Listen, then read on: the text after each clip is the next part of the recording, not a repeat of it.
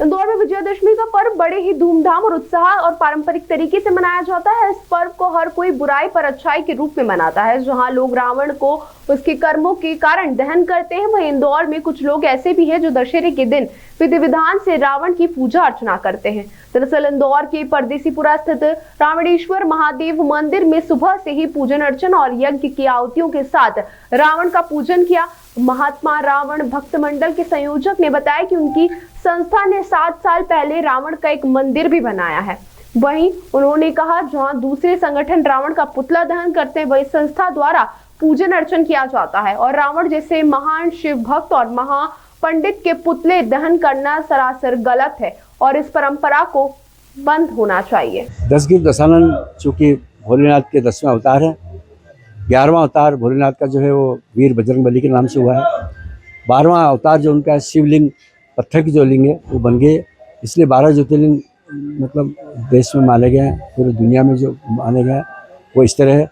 तो जब ये दशगिर दशानन रावण शिव के 10वें अवतार हैं तो उनकी पूजा तो स्वाभाविक है, निश्चित है। उनको हमारा जो दायित्व है वो कर रहे हैं हम कि शिव की जहाँ आराधना लोग करते हैं, हम शिव के 10वें अवतार की आराधना कर रहे हैं।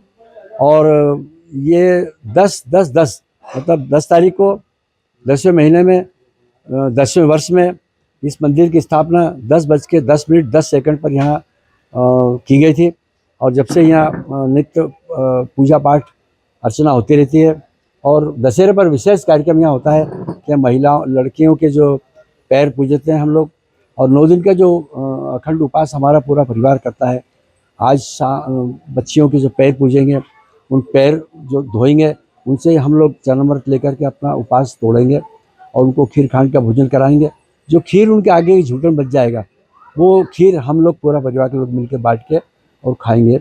आज मंदिर में वैसे अब इसका जागरण बहुत हो गया है हिंदुस्तान में। मतलब ये पहला एक मंदिर है जिसमें 10 जो मुंडी बताई हैं वो 10 मुंडी नहीं है, वो 9 ग्रह हैं और एक मुंडी जो है वो रावण की है। और रावण के पास 9 ही ग्रह अपने कब्जे में थे और काल को उन्होंने पैर में बांध रखा था।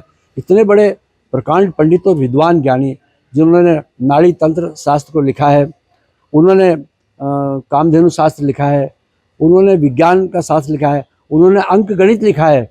ऐसे प्रकांड पंडित और विद्वान रावण को कहाँ तक जलाना उचित है, ये मेरे समझ नहीं आ रहा है। हाँ, ये बात जरूर है कि आपके चैनलों के माध्यम से, अखबारों के माध्यम से जब जाहिर हो गया है कि नहीं यार प्रकांड पंडित रावण जो है एक विद्वान थे, उनका पुतला जलाना अच्छी बात नहीं है।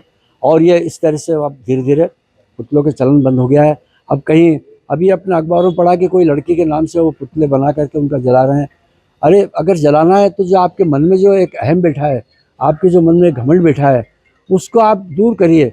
और इस तरह पुतले जलाने से क्या होगा? मतलब आपका पूरा मेरा नाम महेश गौहर है और मैं रावण भक्त मंडल का एक सेवक हूँ, छोटा सा।